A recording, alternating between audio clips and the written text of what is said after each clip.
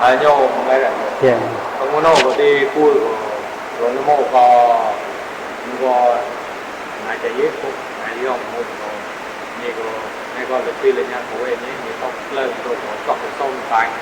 sông tên này coi thành người đi một người đi cùi của em ấy nếu còn mình nhận thì chỉ cho nó cùi không thì cùi bèn to con bèn quang con nhiều bọt cùi đã chọn thì sông tên cùi xoay man nhà muốn đâu thì cùi mỗi người man to rau bèn thôi giờ mình mua ra hả thì này cáiห้องคนจะยึดอ้างหมดเลยดิตาอูได้มันมันมันก็จะเยอะรองเยอะก็เยอะที่ก็ยี่ห้อเยอะที่ดิมันมันได้ดิเลยครับมันโอ้เยอะรองยิ่ง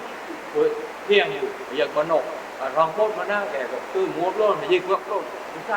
างเริ่มมึงเนาะไอ้บางก็มันในห้องไปก็ได้โยกก็ดิโดนน้ำโมก็มันในล้างโยกก็เนี่ยก็นายกมันจะยิ่งกว่ายิ่งกว่ามันก็ไปโปรก่อนละยันจบก็เรื่องเขาเยอะตัวเว้ยก็หนกถึงมองไปเจาะก็ล่อครับหนึ่งตัวที่อันนี้ก็พัดมันก็ต่อมองเรื่องเขาเยอะนี่ล้างที่ต้มทางกิดเดินงดงานเดินโมตัวที่คุยกับมีล้างที่เต้นเดินโมตัวที่คุยกับคุยฟังรอดตรงนี้คุยมันยันตรงนี้เลยกลางงอดีกลางออกเลยอาผมเนี่ยแหละโยกเย็ดมิ้งเราอ่ะ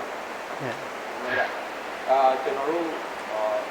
အခုလုပ်တဲ့စီစဉ်ကနိုင်ငံရင်းနဲ့နိုင်ငံရေးမှုတွေပေါ်လာတယ်။ဒီတော့သူ့ရဲ့နေထိုင်ခဲ့တဲ့ဘဝတက်တန်းတစ်ချောင်းမှာတက်တန်းလိုက်ပေါ်တစ်ချောင်းမှာတွေ့ရကြုံရတဲ့ဥပမာကိုကျွန်တော်တို့တွေကမြင်ပြီးတော့မေးမြန်းခြင်းအဖြစ်ကျွန်တော်တို့ကနိုင်ငံရေးရဲ့တွေးပေါ်ဖြတ်တန်းခဲ့တာကိုလေ့လာခွင့်ရတဲ့ခါကျရင်ကျွန်တော်တို့ကဘယ်လိုနေထိုင်တင့်တယ်လုပ်ကိုင်တင့်တယ်ဆိုတော့ဘုရားဆောင်ကျွန်တော်တို့သိနိုင်တယ်ဒီလုပ်ဖြစ်တာဒီမှာအခုပြည့်နိုင်ငံရေးဆိုလို့ရှိရင်ဒီချင်းလဲဆိုပါတယ်ဒီအင်ဂျင်နီယာလုပ်ငန်းပေါ့လုပ်ခဲ့တယ်သူကဝန်ထမ်းလုပ်ခဲ့တယ်တစ်ခါကလည်းလူမျိုးရေးနဲ့ပတ်သက်ပြီးတော့အများကြီးလုပ်ခဲ့တဲ့အထဲမှာတချင်းလဲဆိုတဲ့အထဲမှာတချို့လူတွေဆိုလို့ရှိရင်နိုင်ငံရေးတွေ့တဲ့အခါကျရင်ပြောကြဆရာတက်ဘယ်လောက်ရှိလို့တက်ကိုပြောလိုက်တဲ့အခါကျရင်အသက်နဲ့လူနဲ့ကမထင်ရဘူးဘယ်တော့သိကြီးမယ်လို့မထင်ရဘူးအဲ့လိုမျိုးပြောကြတဲ့အခါကျတော့အတန်တချင်းဆိုတဲ့အခါကျတော့ဆရာအတန်မပြတ်သေးဘူးနော်အတန်ကောင်းနေတော့မယ်ဆိုတော့အဲ့လိုမျိုးပြောကြအဲ့မှာကျွန်တော်တို့စကားဆက်မိတဲ့အခါကျတော့လက်တင်ရင်ကကျွန်တော်တို့မပြောလို့ဆိုရင်အဲ့မှာနေတဲ့ထိုင်တဲ့အခါကျရင်နေထိုင်ပုံလေးတွေရှိပါတယ်ဒီဘဝမှာကျမ်းမာအောင်နေထိုင်တဲ့နည်းတွေရှိပါတယ်ဘယ်လိုကျမ်းမာအောင်နေရလဲအသက်ရှင်အောင်ဘယ်လိုနေရလဲဘယ်လိုစားတောက်ရတယ်ဆိုတာလေးကိုကျွန်တော်တို့ဝေမျှပေးခြင်းနဲ့ဆိုတဲ့အခါကျတော့ကျွန်တော်ဒီသူ့ဘဝသူ့ပြည်ဆိုတဲ့ကဏ္ဍမှာဒါလေးကိုကျွန်တော်တို့ထည့်သွင်းလာခြင်းနဲ့ဖြစ်ပါတယ်ပြီးတော့ဆရာရရင်နေတယ်ကျွန်တော်တို့ကိုကျမ်းမာရေးကြောင့်ဝေမျှပေးဖို့ပြတ်ရရပါတယ်ဟုတ်ကဲ့ကျေးဇူးတင်ပါတယ်ကျွန်တော်နာမည်ကတော့မွန်လို့တော့လေဟောင်းမွန်ဗမာလိုကတော့ငငယ်တုန်းကမင်းကြံရစ်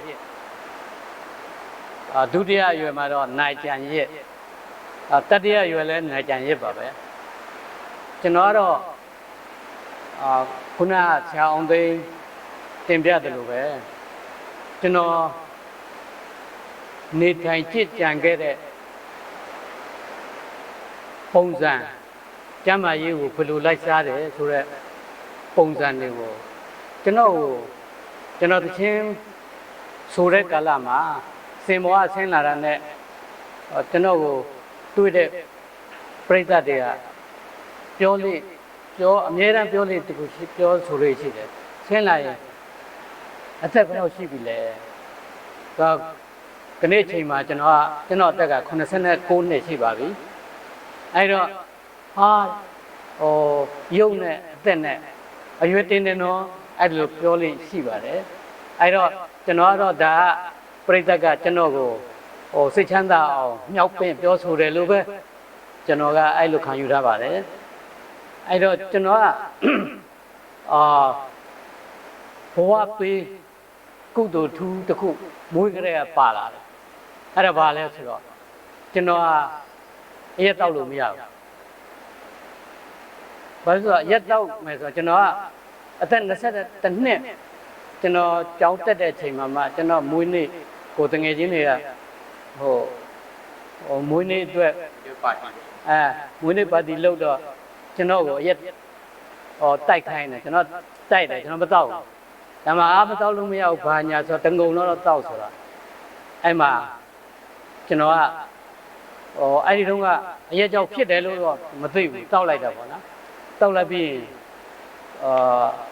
အဲ့ဒီချိန်မှာကျွန်တော်ကမြမတာမှာတစ်ချက်ဆိုနေပြီကျွန်တော်တို့BBI ဆရာဝန်အသင်းညီလာခံမှာကျွန်တော်တို့ဒီဘက်ကတစ်ချက်သွားဆိုတဲ့ခါကျတော့ BBI ကကျွန်တော်တို့လက်ဆောင်ပေးလိုက်တယ်ဆေးထုတ်ကြီးပေါ့အစုံဟိုခေတ်တုန်းကAPC တို့ Barplex တို့ Barplex C တို့အဲ့ပလင်းနဲ့ BI ဆေးတွေကျွန်တော်တို့ရတယ်ရတော့ကျွန်တော်က Barplex ကိုတောက်တာပေါ့နော်အဲ့တော့ကျွန်တော်အရက်တောက်ပြီးတော့နောက်တစ်နေ့ကျတော့ရတော့ကိုချုပ်ခိုင်ကငါရားနေတယ်ကြောကုန်းရားမင်းဘာဆေးတောက်လဲဆိုကျွန်တော် Barplex ဆိုBarplex excess ဖြစ်လို့တဲ့ဒါကြောင့်ရားရတယ်ဆိုတော့ကျွန်တော်အရက်တောက်လို့ရားတယ်တော့မသိဘူးပြီးလိုက်ပြီးတစ်နှစ်အဲ့ဒီနောက်တစ်နှစ်20အသက်20နဲ့21မှာနော်နောက်တစ်နှစ်ဟိုဒေးဆုံးပါဖရာပက်နစ်ထွက်တယ်ကျွန်တော်တို့တော့ဒီလိုပဲမိုးတွင်မိုးရွာတယ်ကျွန်တော်အပြန်မှာမိုးရွာတော့စမ်းချောင်းစမ်းရည်တွေဆော့လာတယ်ဗောလေအဲ့တော့မနေ့ကျောင်းရောက်တော့ရားပြန်ပါရားတဲ့ပုံစံတူတယ်တူတော့ကိုချခိုင်ကိုပဲဟေးငါရားပြန်ပြီမင်းဆေးတောက်တော့မှအဲ့ဒီဆေးဖြတ်လိုက်ပြီမတောက်ဘူးဟိုစမ်းရည်တွေဆော့ခဲ့လို့တည့်ရရည်တွေနဲ့အလတ်ကျိတ်ဖြစ်တယ်ဆိုပြီးတော့ဒါရက်တောင်မှမသိပြန်ဘူးအဲ့တော့အဲ့လိုနေလိုက်တာဘယ်မှာလာသိလဲဆိုတော့ကြက်တီကိုကျွန်တော်အလုပ်ဝင်ပြီကြက်တီကိုဖျားမှာကိုရှုခိုင်ရဲ့ဆရာဦးစီးပါဆိုတော့သူတို့ဆရာကိုလိုက်ပို့မယ်ကျွန်တော်လည်းအဲ့ဒီတိုရီထွက်ရင်းနဲ့အဲ့ရောက်သွားတော့သူတို့နဲ့တက်လိုက်ဆိုကြက်တီကိုလိုက်သွားကြကျွန်တော်မှနှွေးတယ်မပါဟိုကြတော့ညအဲ့တော့ချမ်းနာကိုအရန်အေးတော့သူတို့ကအရက်မင်းအရက်ချလိုက်ပါတစ်ခွက်ဆိုအဲ့တော့ကျွန်တော်အရက်တငုံပဲတောက်လိုက်တယ်တောက်ပြီးတော့အဲ့တော့ပေါ့ညတကောင်ကျော်တော့ရားပြောင်ပုံစံအဲ့တိုင်းပဲချုပ်ခိုင်းကိုနှိုးပြောင်မင်းကကုတ်စမ်းမအောင်ရားအဲ့တော့သိပြီအရက်ကြောင်ဆိုတဲ့အဲ့တော့ဆရာဝန်နဲ့တိုင်မဲ့တဲ့ခါကျတော့ခမည်းရဲ့ဟွာကအယ်ကိုဟောနဲ့မတည့်ဘူးဒါကြောင့်အရင်မတောက်ပါနဲ့ကျွန်တော်အယ်ကိုဟောတစ်ခုတည်းလားဆိုတော့မူရစ်စေတတ်တဲ့ဟာဆစ်လိတ်ကွန်းဘာမှကျွန်တော်အရသာခံစားလို့မရဟိုလူပြိုလူရွယ်လူပြိုပေါက်ကလေးကဟိုတုန်းကဘာမာစတေ့တို့ Vista Vision တို့အဲ့ဒီ secret တဲ့ဘူးငါးမှုဖြစ်တော့ကပွဲဖြစ်လို့ရှိရင်နည်းနည်းဖွာကြည့်တယ်ကိုနဲ့အပေါင်းအသင်းတွေလည်းsecret တောက်တယ်နည်းဖွာဟိုပါဗောလေလူငယ်ဆိုတော့တောက်ကြည့်တယ်စစ်လိတ်ကိုဘယ်လိုဖွာမှန်းကိုမသိဘူးကိုအပေါင်းအသင်းလည်းရှိုက်လိုက်တယ်ရှိုက်တယ်ဆိုတာလည်းမသိဘူးမရှိုက်တော့ရှိုက်ရထောင်ဆိုးတယ်မျိုးချတယ်အဲ့ဒီစစ်လိတ်ငွေကိုမျိုးချရင်လည်းပြီးတယ်ဘလို့မရဘလို့မခံစားလို့မရဘူးတော့ဆေးလိုက်လည်းမရဘူးကွန်းစားကြည့်တယ်အားလုံးလုပ်ကြည့်တယ်ဒါပေမဲ့တခုမှကျွန်တော်ခန္ဓာကိုယ်ကအဲ့ဒါကိုလက်မခံကံမကောင်းတယ်လို့ပြောလို့ရတာကံကောင်းတယ်လို့ပြောရမှာပေါ့နော်အကုသိုလ်နဲတာပေါ့နော်မကောင်းခန္ဓာကိုယ်အတွက်မကောင်းတဲ့ဖြစ်မဲ့ဘေးကိုတဘာဝကကျွန်တော်ကိုကာကွယ်ပေးပြီးသားဖြစ်သွားတာပေါ့နော်အဲ့တော့ကျွန်တော်ကလည်းဝါဒနာကသချင်းဆိုတဲ့ဝါဒနာသချင်းဆိုတဲ့ဝါဒနာဆိုတော့ဒီဝါဒနာကိုဟိုးငယ်စဉ်ကတည်းကရှိခဲ့ပြီးတော့တောက်လျှောက်လဲသချင်းဆိုလာခဲ့တယ်ဒီနေ့ထိလဲဆိုတော့ပဲပေါ့နော်ဟိုတုန်းကတော့မြန်မာအတန်မှာမြန်မာသချင်းဆိုပါတယ်နောက်ပိုင်းကျတော့မွန်သချင်းကိုပြောင်းဆိုပါတယ်အဲ့တော့မွန်လူမျိုးတွေရဲ့အခမ်းအနားတပည့်အခမ်းအနားတွေမှာဆိုလို့ရှိရင်တော်တော်များများကျွန်တော်ကသချင်းမွန်သချင်းကိုဆိုပါတယ်အဲ့သချင်းဆိုတိုင်း ဆင်းလိုက်ဆင်ပေါ်ဆင်းလိုက်လူတွေကကျွန်တော်ကိုအဲ့လိုကောင်းချီးပေးကြပါအဲ့တော့အဲ့ဒီချိန်မှာဒီလိုမျိုးအရွယ်တင်အောင်အတန်ကိုလည်းမပြစ်အောင်ဟောတချို့ကပြောတော့လို့ကျွန်တော်ဆိုခဲ့တဲ့ကျွန်တော်အခုမွန်တိုင်းနားထဲမှာလက်ခံနေတဲ့တခြင်းတစ်ပုတ်ရှိပါတယ်အဲ့ဒါကလည်းစစ်ကြိုခေတ်ကမွန်တခြင်းပါအဲ့ဒီတခြင်းကကျွန်တော်အသက်30မှာအတန်သွင်းပြီးတော့ခွေဖြတ်ကက်ဆက်ခွေပေါ့နော်ဖြတ်ခဲ့တဲ့တခြင်းအဲ့တော့ခုချိန်ထိအဲ့ဒီတခြင်းကိုလူတိုင်းကအမှန်ကဒီတခြင်းကိုနားထောင်ခြင်းလို့လားကျွန်တော်ကိုဒီလူကအသက်ကြီးနေပြီဒီတခြင်းကိုရခင်ပုံစံတိုင်းဆိုတိုင်းသေးရမြတ်လားအဲ့ဒါကိုစမ်းသပ်ခြင်းလို့ကျွန်တော်မေးတယ်စင်ပေါ်ရောက်လို့ရှိရင်ဘယ်တခြင်းကိုနားထောင်ခြင်းပါလဲကျွန်တော်ကတခြင်းမုံတခြင်းအပုတ်100လောက်ဆိုခဲ့ပါတယ်အဲ့တော့ဒီတခြင်းကိုပဲရမညဆိုတဲ့တခြင်းကိုပဲတောင်းဆိုကြတယ်အဲ့တော့စင်ပေါ်အဆင်းလိုက်ခုနလိုမျိုးပဲကောင်းချီးပေးကြပါတယ်ဗောနော်အဲ့တော့ဒါမဲ့အဲ့ဒီမေးတဲ့လူအလုံးကအဲ့ဒီလိုအတန်ကိုမပြတ်အောင်လွန်ခဲ့တဲ့အသက်30လုံးသားတုန်းကဆိုခဲ့တဲ့အတန်တိုင်းဒီအသက်80ကျော်80နီးပါးမှလည်းဒီတန်မျိုးဖြစ်နေအောင်ဘယ်လိုနေထိုင်စားတော့ကြင့်ကြံတယ်လဲဆိုတော့ဘယ်သူမှမေးဘူးဘယ်သူမှမေးဘူးဘယ်ချိန်ကမေးလဲဆိုရင်ကျွန်တော်ရဲ့ဆရာလည်းဟုတ်တယ်ဂီတရောင်းရင်းလည်းဟုတ်တယ်စံနေအောင်ဝင်းမနေ့ကဒီလိုချိန်မျိုးဒီလိုချိန်ပဲJuly August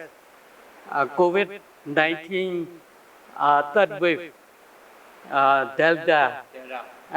အဲ့ဒီချိန်တော့ကျွန်တော်တို့နယ်ဘက်မှာကျွန်တော်ဖောက်အောင်မှာဆိုလို့ရှိရင်ကျွန်တော်ပေါင်းနေတယ်တော်တော်များများဆုံးရှုံးသွားကြတယ်အဲ့တော့အဲ့ဒီချိန်မှာကိုအောင်ဝင်းကရန်ကုန်ကနေကျွန်တော်ဖုန်းဆက်တယ်သူသိတယ်ကျွန်တော်လေ့ကျင့်ခန်းလုပ်နေတယ်အဲ့တော့ကျွန်တော်စီဖုန်းဆက်တယ်ကိုကျန်ရဲ့နေကောင်းလားဆိုတော့ကောင်းတယ်ဘာမှဖြစ်ဘူးအဲ့တော့လူတွေလည်းတချို့သိနေကြတယ်တချို့အိမ်ထဲမှာ2ယောက်အဲ့လိုမျိုးတွေအဲ့ဒီချိန်မှာသိပြင်းထန်တဲ့ချိန်သူကျွန်တော်ကိုကျန်ရဲ့အများအားလုပ်နေတဲ့အဲ့ဒီလေ့ကျင့်ခန်းကလုပ်နေသေးလားလုပ်တယ်ခဏတိလုပ်တယ်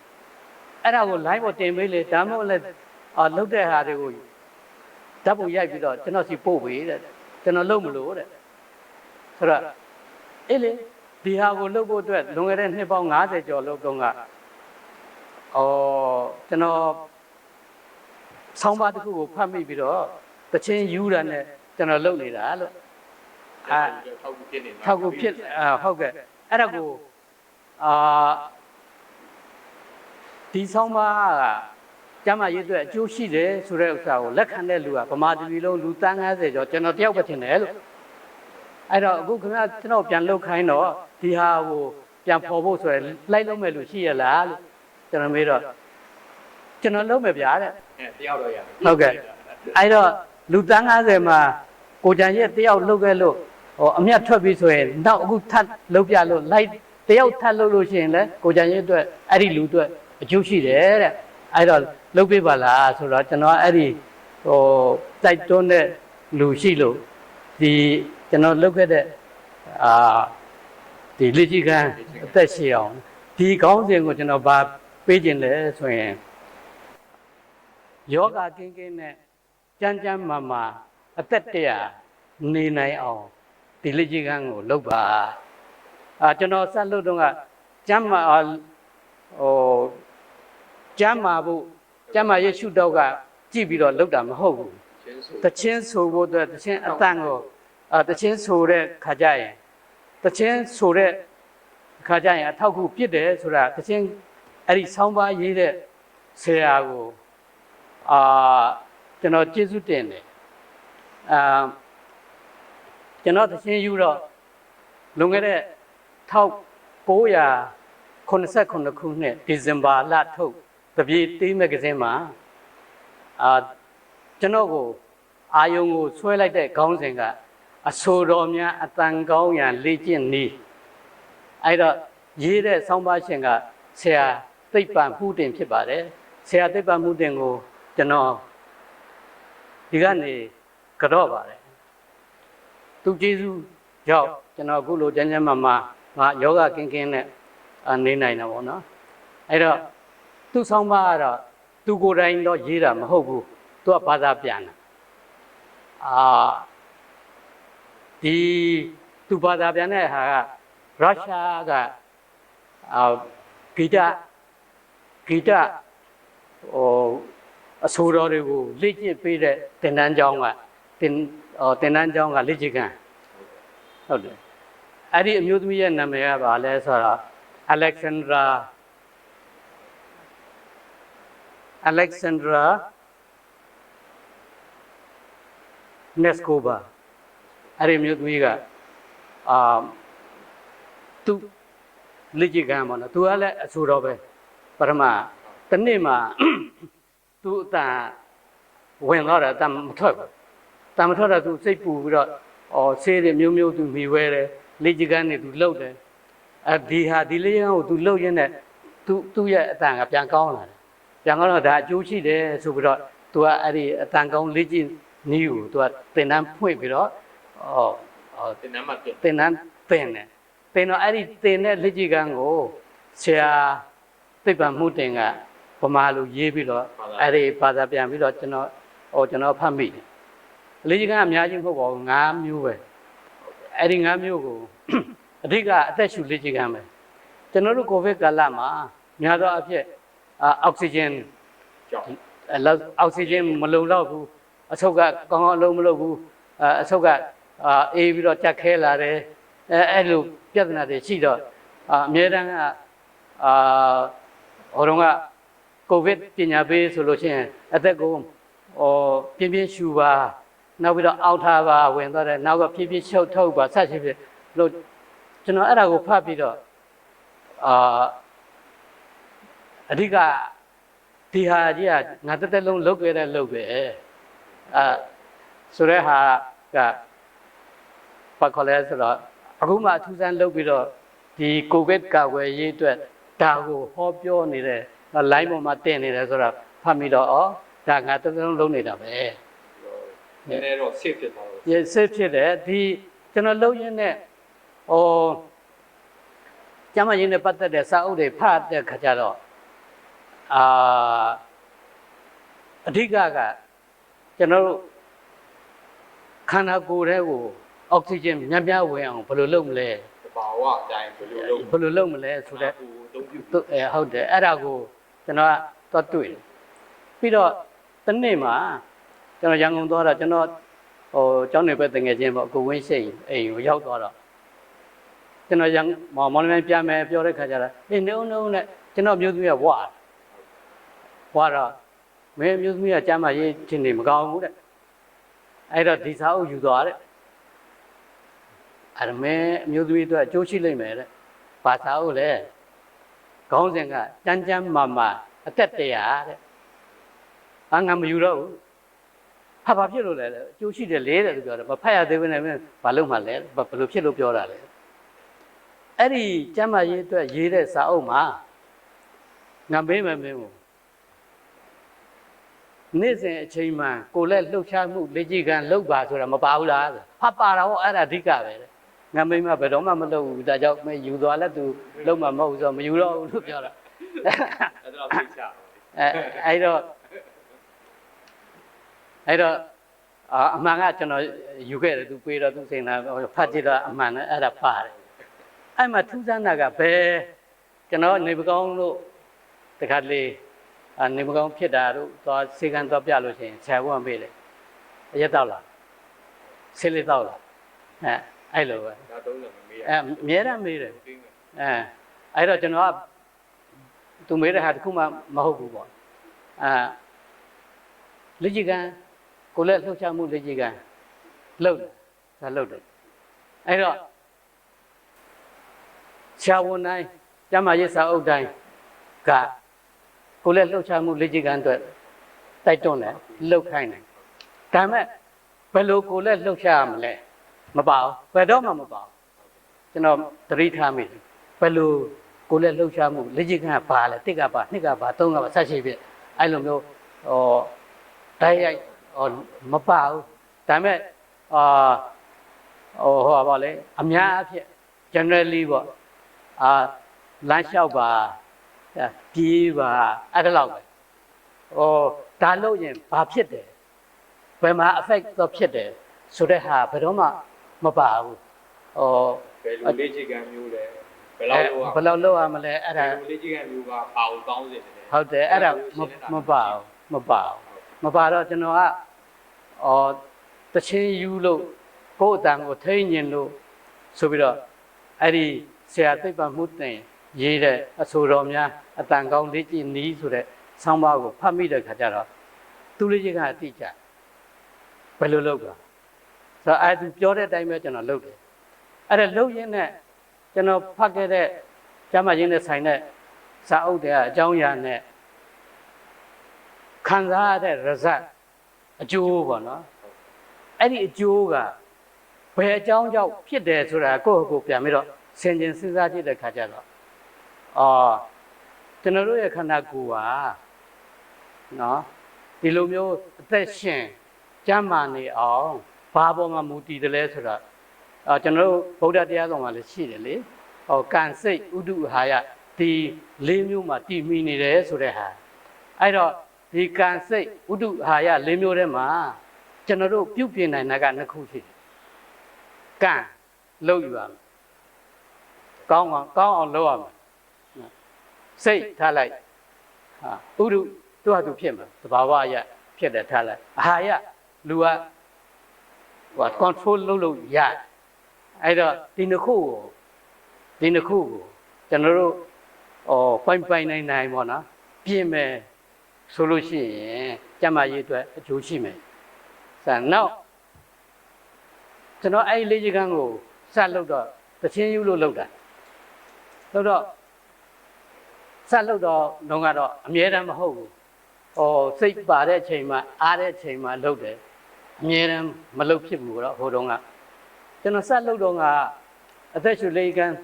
စပြီးတော့လုပ်တဲ့ခါကျတော့မနေ့ကမိုးလင်းတော့ကျွန်တော်လေချောင်းနာစသွေးမျိုးရဲ့နာအဲ့တော့ကျွန်တော်ငါလုပ်တဲ့လေ့ကျင့်ခန်းမှန်နေပြီကျွန်တော်လက်ခံလိုက်တယ်အဲ့တော့ဘယ်လိုလက်ခံလဲဆိုတော့ကျွန်တော်ငယ်တုန်းကကြောင်းတက်တုန်းကကျွန်တော်ခဏဖျားတော့တကယ်ချင်းကိုရှုခိုင်တော့ပဲ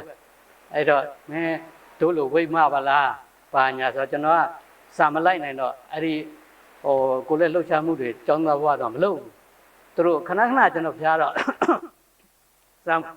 မေတ္တမ်းဆံဘောကြတော့မှသူတို့ပြောတဲ့အတိုင်းကျွန်တော်အလေးမတဲ့အခါကိုကျမကြီးကိုဝိမ့်မတော့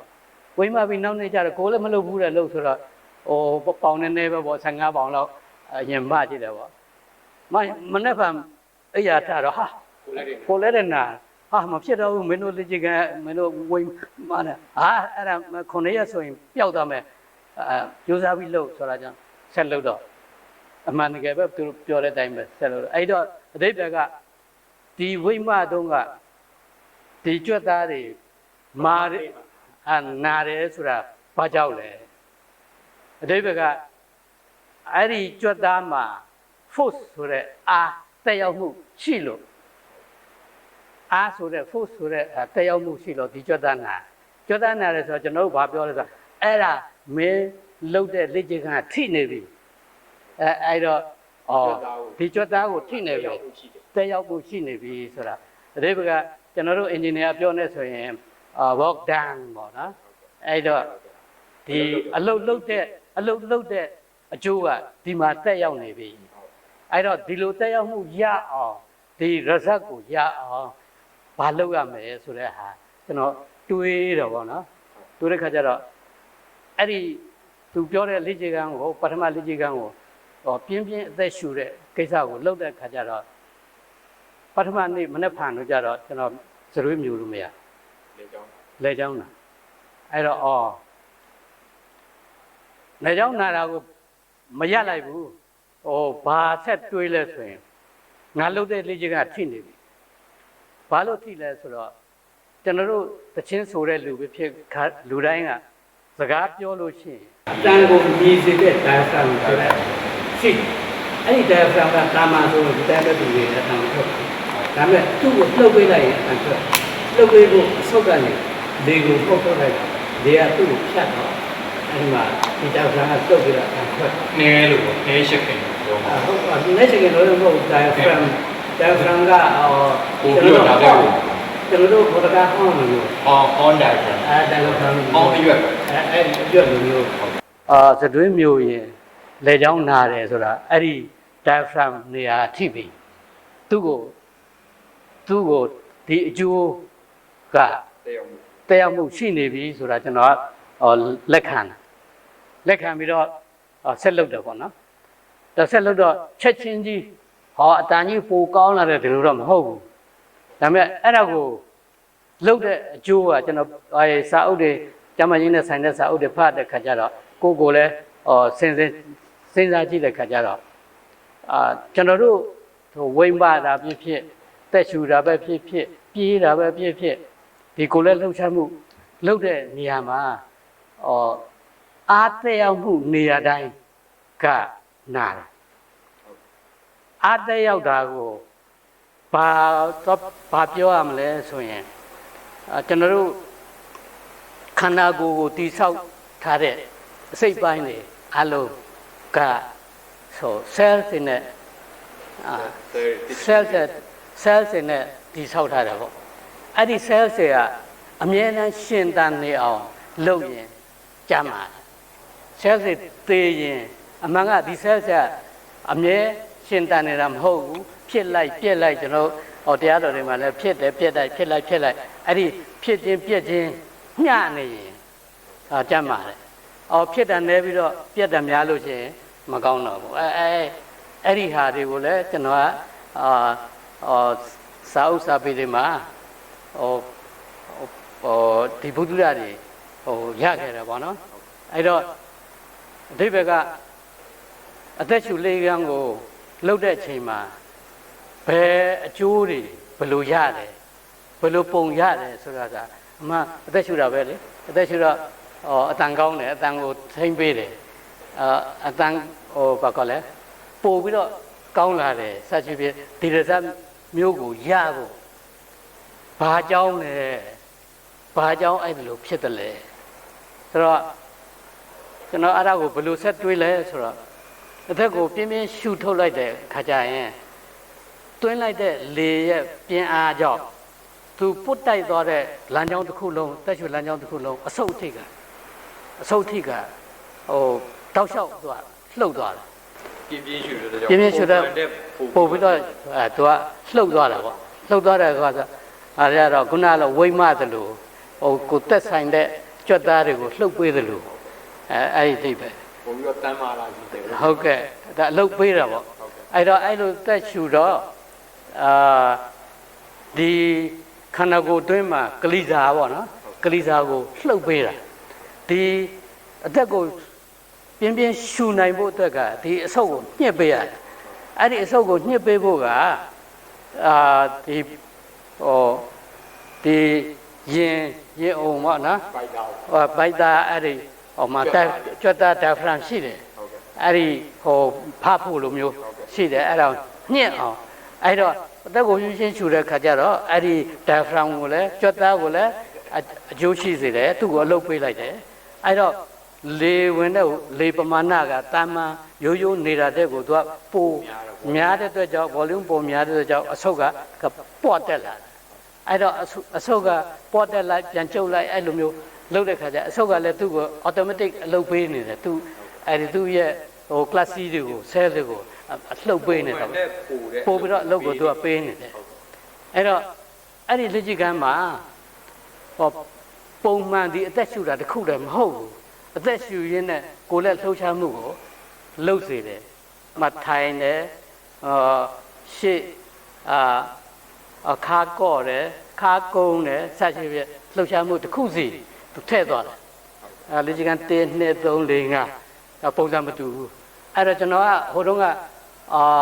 ဆောင်းပါးမှာပါတဲ့သူညွှန်တဲ့အတိုင်းပဲလှုပ်ပါတယ်လှုပ်တော့ကိုမစင်စားဘူးဒါဘာကိုအကျိုးရှိစေလဲဆိုတော့နောက်ပိုင်းမှာကျွန်တော်ကအဲ့ဒီစာရိဖတ်ရင်းနဲ့ဒါဆိုတော့ဒီအသက်ရှူတဲ့ခါကျရင်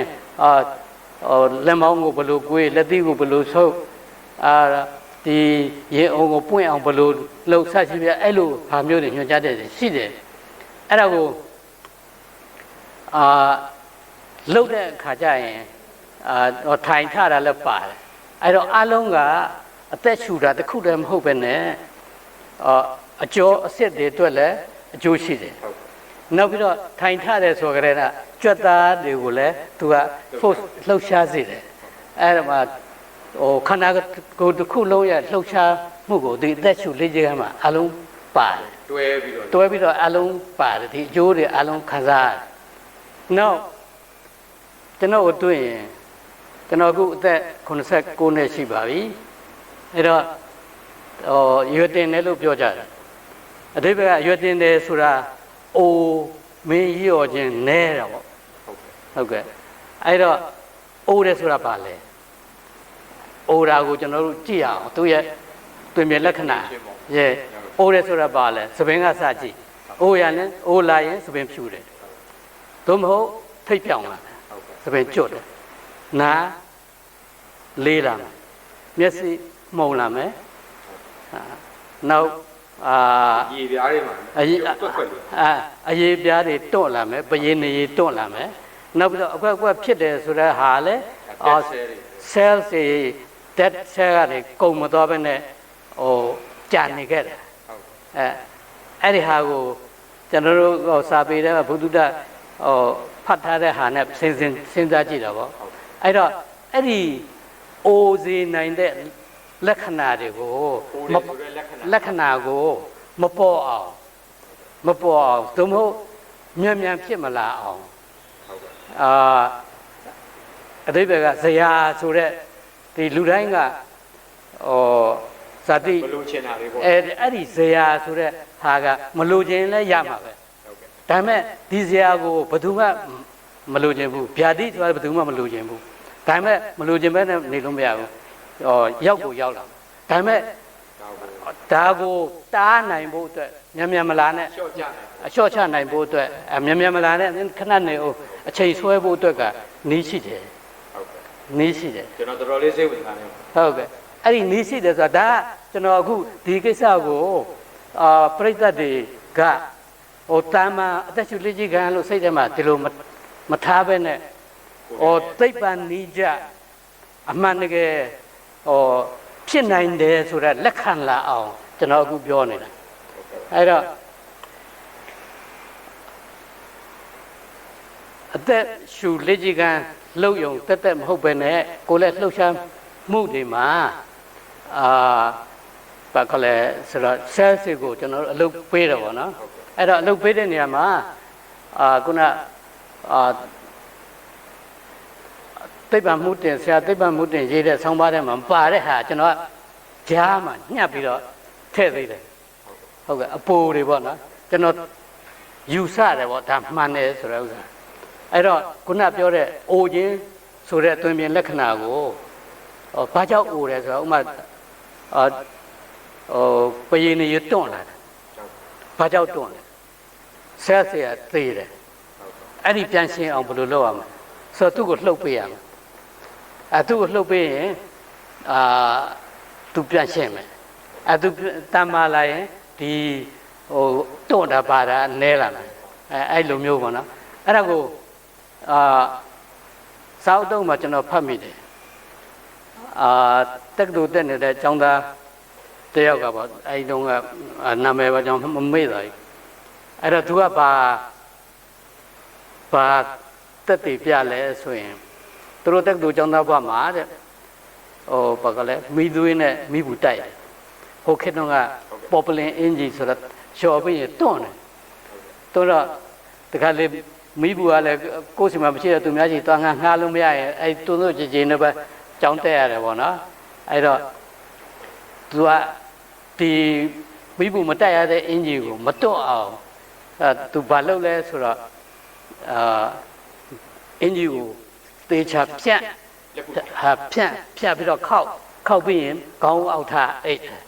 သူကအဲ့လိုထားတယ်အဲ့တော့ကျွန်တော်တို့အင်ဂျီတွန့်လို့ပြတော့အောင်ဘာလုပ်ရတယ်လဲဆိုတော့မိဘူးတိုက်လို့အင်ဂျီပြ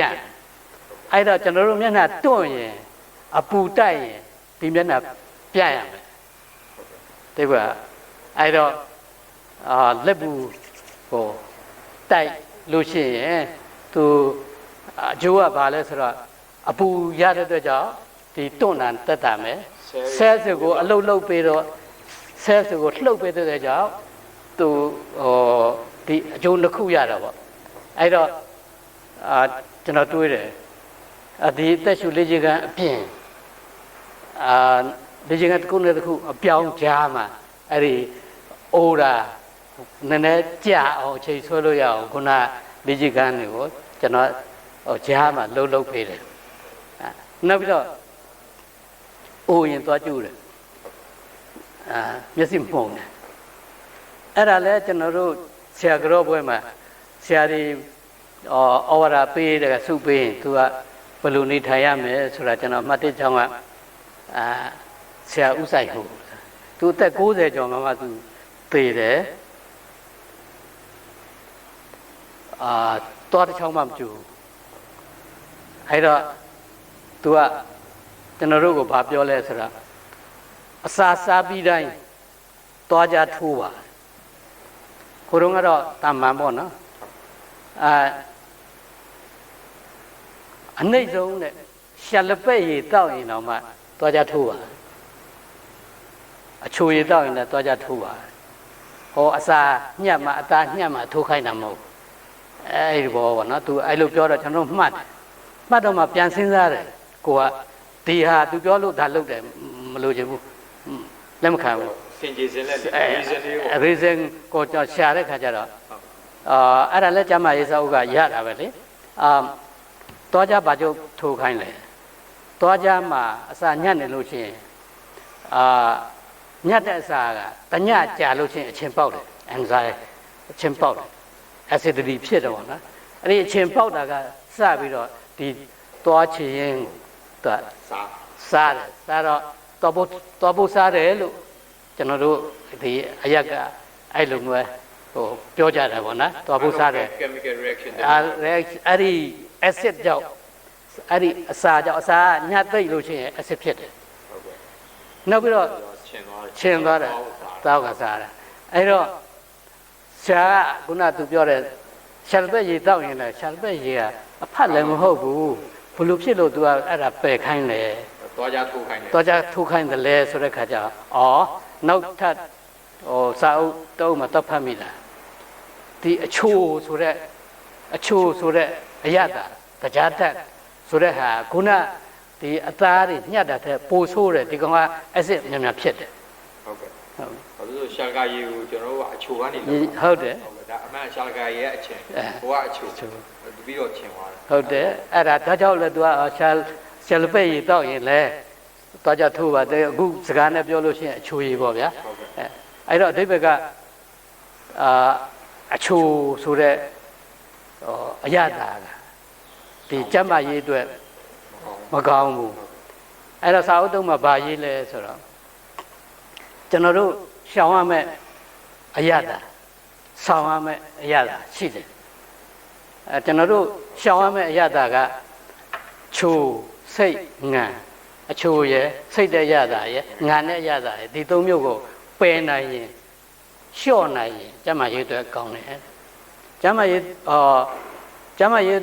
အတွက်အထောက်အကူပြုတာကခြင်ဖန်ခါခြင်တဲ့ရတာရယ်ဖန်တဲ့ရတာရယ်ခါတဲ့ရတာရယ်ဆိုတာအသက်ကျမ်းမာရေးအတွက်အထောက်အကူပြုတယ်တဲ့ဒါကြောင့်ကျွန်တော်အဲ့ဒါကိုဒီအသိကိုရပြီးတဲ့ခါကျတော့ဒီချိုးတာကိုကျွန်တော်တော်တော်ရှောင်နောက်ကျွန်တော်ရဲ့သဘာဝကကော်ဖီတို့ဘာတို့လက်ဖက်ရည်တို့မကြိုက်ဘူးမကြိုက်တော့ခုနကျမ်းမာရေးဆိုင်ရာအသိ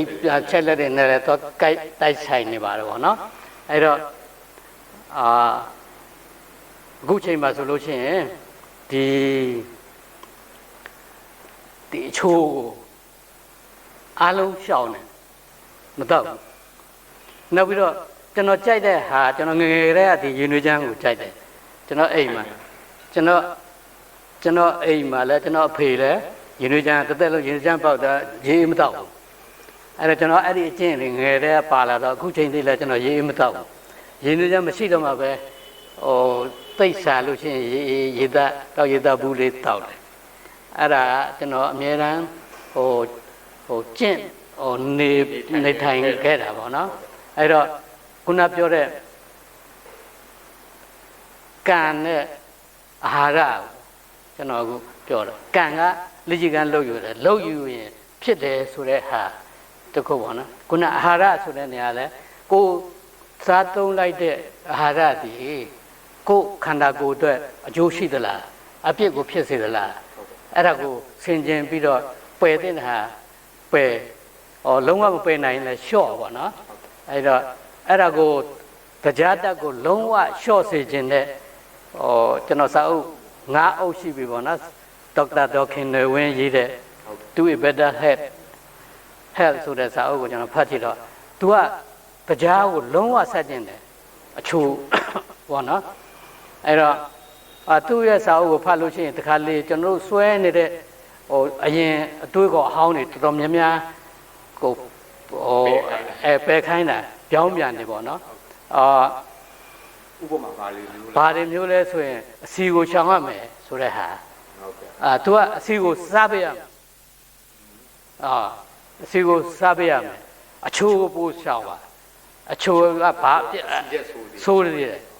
အဲ့တော့အစီဘာကြောင့်သူစားခိုင်းလဲဆိုတော့ကျွန်တော်တို့အုံနောက်တဲ့အစီနဲ့ဖွဲ့စည်းထားတယ်ကိုလက်စထရောနဲ့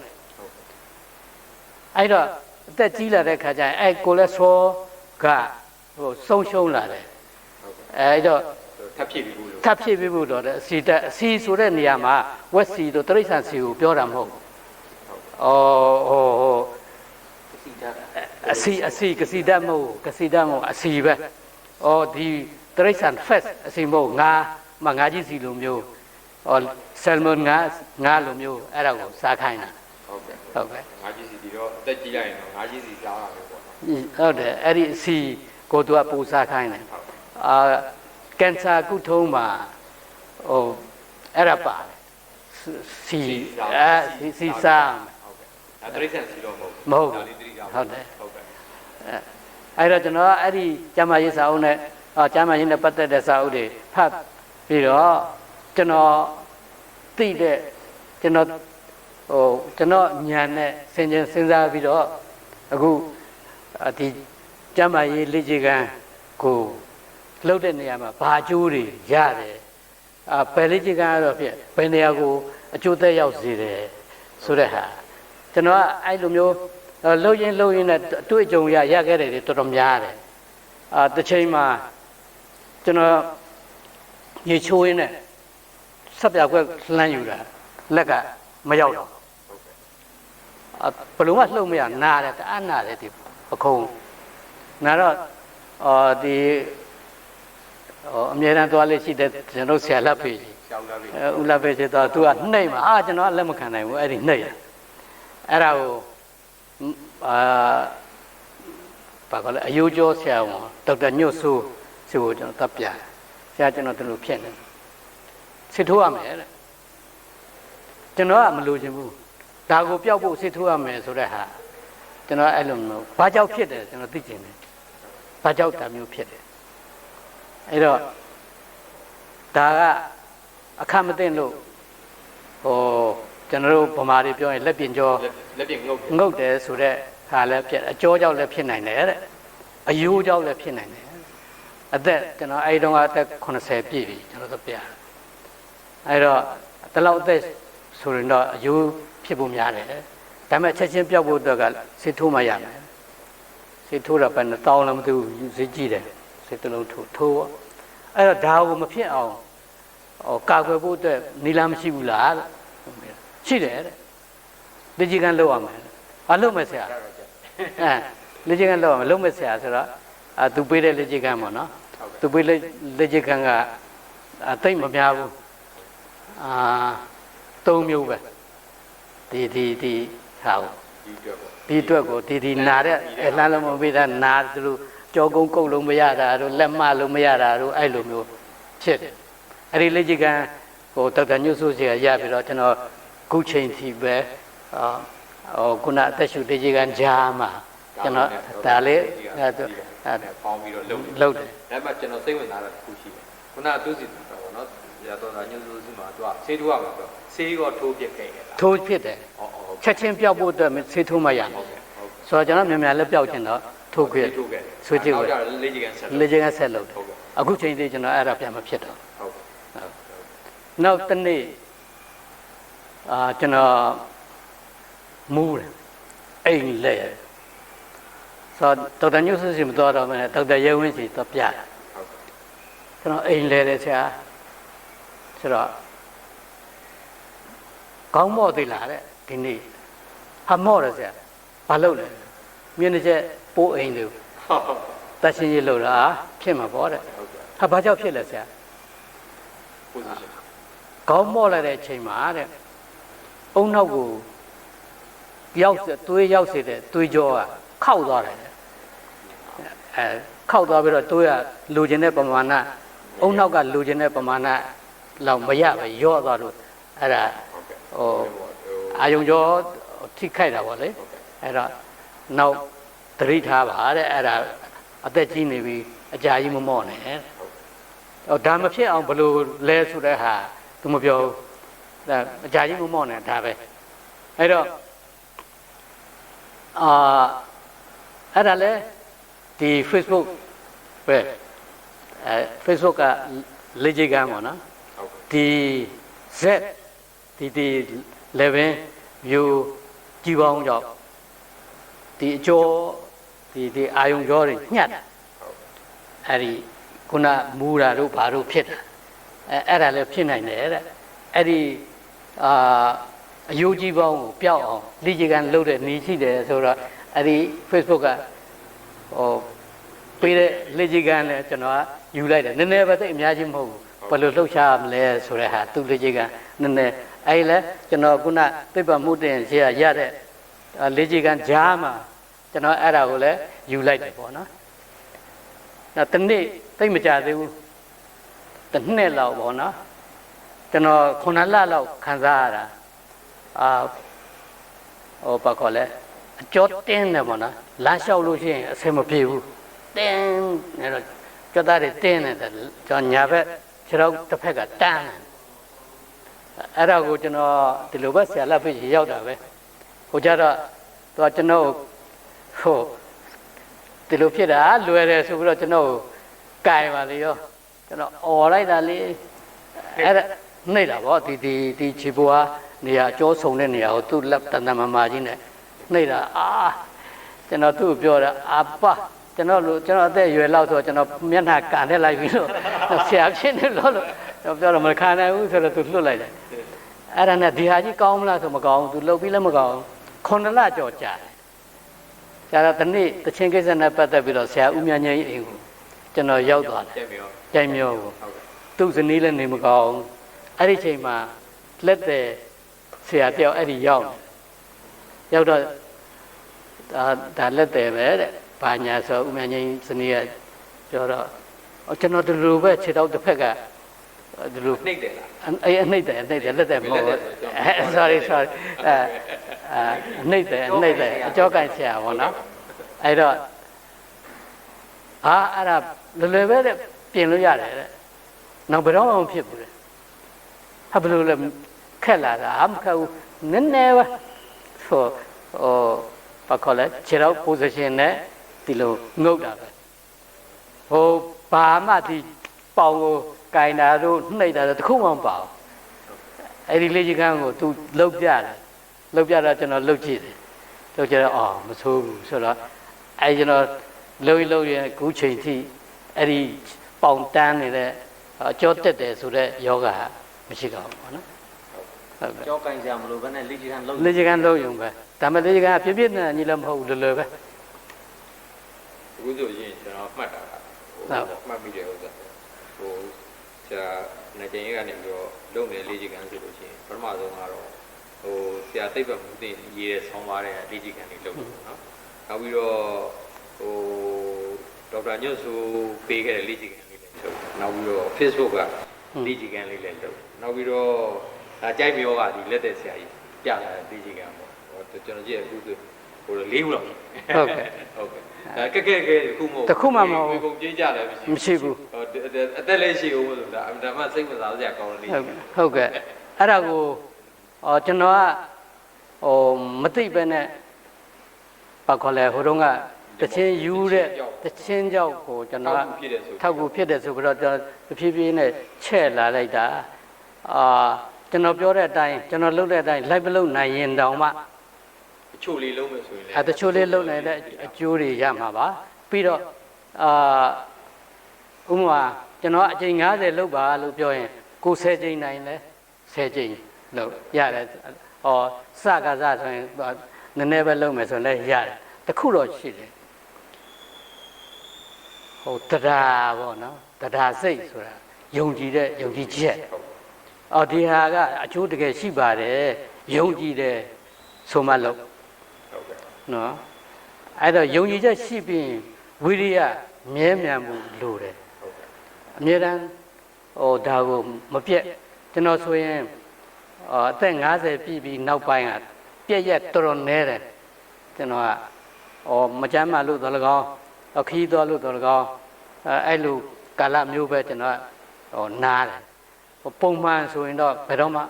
မပြတ်စေရဘူးလုပ်တယ်ဟိုမှာဆိုတော့ဟိုတုန်းကကျွန်တော်တို့နေပြီးတော့ညီလာခံသွားလို့ရှိရင်လည်းတဲကိုတဲတဲ့နေရာမှာဆိုလို့ရှိရင်ကျွန်တော်လှုပ်တာပဲအဲ့တော့ကျွန်တော်နဲ့အတူပါတဲ့လူတွေကတော့ဘာတွေလုပ်နေတဲ့ရှုရှဲနဲ့အဲ့လိုပေါ့လေကျွန်တော်လည်းမနေ့အစောကြီးစီဝေးကစတာစောတယ်ဆိုတော့ကျွန်တော်တို့အချိန်ယူပြီးတော့အဲ့ဒါဘယ်လောက်ကြာတယ်လဲကိုလှုပ်တဲ့ပုံမှာမူတည်တယ်ကျွန်တော်ကတော့ပုံမှန်အနည်းဆုံးနိုင်ရွက်ကြာတယ်ခုနအပြည့်လုပ်မယ်ဆိုလို့ရှိရင်တနာရီကြာအဲ့တော့ကျွန်တော်ရဲ့နေတိုင်းပေါ့နော်အချိန်2နာရီလောက်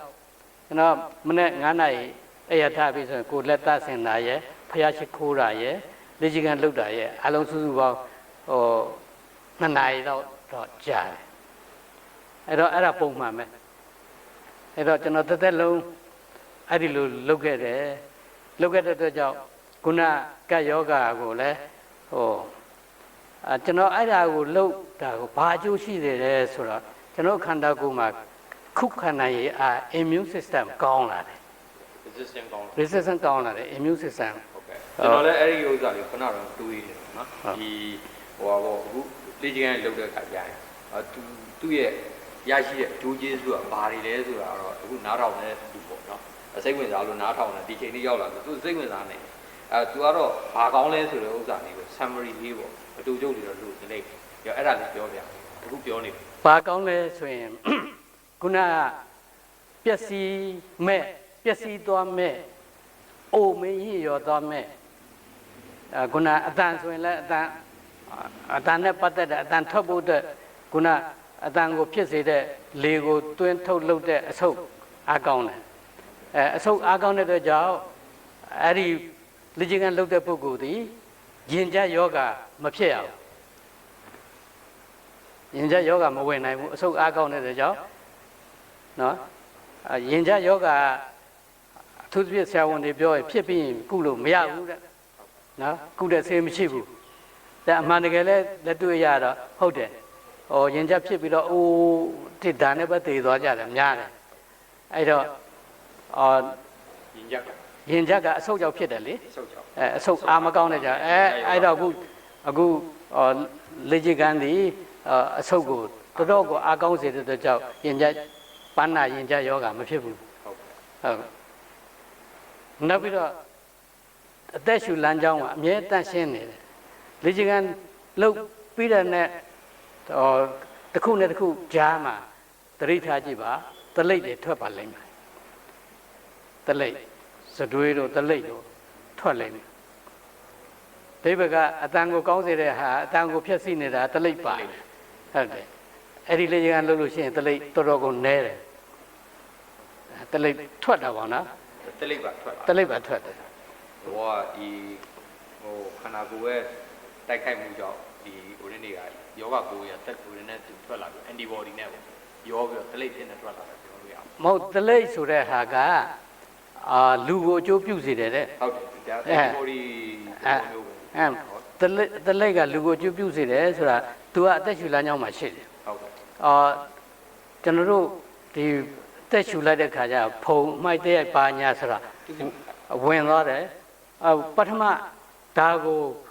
စစ်ပေးတာကနှာခေါင်းပေါက်ကနေအမွေးတွေကနေအရင်အကျန်းတွေကိုစစ်လိုက်တယ်အနုတွေကိုထဲရောက်သွားတယ်ထဲဟုတ်ကဲ့အနုတွေရောက်သွားတဲ့ခါကျအဲ့တလိတ်ကိုဖြတ်သွားတလိတ်ကအဲ့ဒီအမုံမွားတွေကိုဖမ်းဆုပ်လိုက်တယ် ဖစ်တာတစ်မျိုးပဲ ဟုတ်တယ်အဲ့ဒီကောင်ကများလာလို့ရှိရင် တလိမ့်နေတယ် တလိမ့်နေနဲ့ထွက်လာတယ်အဲ့တော့ကျွန်တော်တို့အဓိပ္ပာယ်ကအဲ့ဒီ filter လုတ်တတ်တဲ့ဟာကိုကျွန်တော်အသက်ရှူလေးကြီးကမှဒါကိုလုတ်ပြန်ဖြစ်ခုနမကောင်းတဲ့ဟာတွေကိုထုတ်လိုက်တယ်လို့ ဟုတ်ကဲ့ ကျမရွတ်အတွက်အထောက်အကူအများကြီးရှိခဲ့တယ်ရှိစေတယ် ရှူလမ်းကြောင်းတန့်ရှင်းစေတယ် ဟုတ်တယ်နောက်ပြီးတော့အသက်ရှူရုံမဟုတ်ဘဲနဲ့ခုနပြောတဲ့ကိုယ်လက်လှုပ်ရှားတဲ့ဟွာတွေပါတဲ့ကြောင့်အယိုးနော်အစစ်ကြွတ်သားတဲ့အလုံးပါတဲ့ကြောင့်အဓိပ္ပာယ်သူ့ကိုအလုတ်ပေးထားတာပေါ့အလုတ်ပေးတဲ့ကြောင့်အမြဲတမ်းရှင်းသန်နေတယ်တော့ဘာခေါ်လဲသူပုံမှန်သူ ပုံမှန်ကျမ်းမာမှုရှိ ပုံမှန်သူအလုတ်လုတ်တယ်ပေါ့နော်ခန္ဓာကိုယ်ရဲ့ cell တွေကပုံမှန်အလုတ်လုတ်စေတယ် ဟုတ်သွေးလျှောက်တာတွေကစမြန်တာ ဟုတ်တယ် နောက်ပြီးတော့အကျော်တွေကတ်နေတာညှက်နေတာတွေကစဖြစ် ဟုတ်တယ် ပြောရ အကျော်အယူအသားပရီ ဟုတ်ကဲ့ အလုံးဟိုသူရဲ့ effect အလုံးဟိုပါစေတယ်ရောက်စေတယ်ဟုတ်ကဲ့ ကျွန်တော်ကောင်းပါကျွန်တော်ကြည့်ရ ဒီကြီးကန်းကဟိုအသက်ရှည်ရာအနာမဲ့ကြောင်းတစ်ခုတည်းမှာပါတာပေါ့နော်။ညော့ကောဒီလေးချမ်းလောက်ချမ်းအဖြစ်ရပါမယ်အကျိုးဆက်တွေကဟိုခုန စောအားကောင်းတယ် ဟုတ်ဟိုခုနပြောသလိုပဲ ရှူလမ်းကြောင်းတန့်ရှင်းမယ် อืม အယူကျော်တွေပြတ်သားတွေဟိုတော့ဖြစ်လာတယ်နော်ပို့ပြီးတော့ဟိုလမ်းဆန်းလာတယ် ဒါပေမဲ့ကျွန်တော်တို့ကဟိုကျွန်တော်နည်းနည်းတောင်းဆိုချင်တာမြင်ချင်သေးတယ်။ဒါလောက်ဖို့လုံးလေးကနှုတ်နဲ့ကြားရတော့လက်တွေ့ပေါ့လောက်ဖို့လုံးလေးကတစ်မျိုးကို ဒါပြိတ္တာ တစ်ခွက်လောက်ပြပေးလို့ရမလား မဟုတ်အားလုံးပြပေးမယ်ပြောတဲ့လောက်အားလုံးလုပ်ပေးမယ် ။အဲ့ဒါဆိုရင်ဒီမှာဟိုကျွန်တော်တို့ရောမှဗီဒီယိုမှာထိုင်ကြည့်တဲ့လူရောအများကြီးဟောဒီလေးချမ်းတွေ့ပြီးရင်သူတို့ကလက်တွေ့လုပ်ဖြစ်သွားမယ်အကျိုးရှိသွားမှာပေါ့နော် ဟုတ်ပြီအဲ့ဒါဆိုရင်ကျွန်တော်ကဘယ်လိုအမြဲတမ်းဘယ်လိုလုပ်နေတယ်ဆိုတဲ့ပုံစံကိုခုနစကားနဲ့ပေါ့နော်ရှင်းပြပြီးပြီလက်တွေ့ကျွန်တော်လုပ်ပြပါမယ်အားလုံးမင်္ဂလာပါခုနကျွန်တော်ပြောတဲ့ဆောင်းပါးမှာဆရာသိပ္ပံမှုတင်ရေးတဲ့ဆောင်းပါးမှာတေးတန်ရှင်